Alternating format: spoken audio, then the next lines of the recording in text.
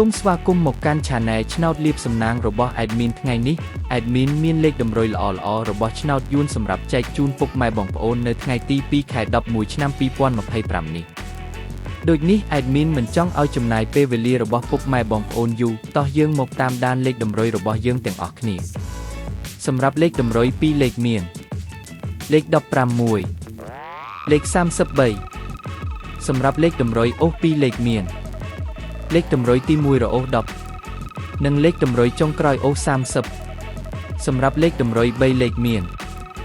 153គុណនិង284គុណសម្រាប់លេខតម្រុយថ្ងៃនេះ Admin សូមជូនពរឲ្យពុកម៉ែបងប្អូនជួបតែសំណាងល្អទាំងអស់គ្នាហេងមានលាភមានជ័យ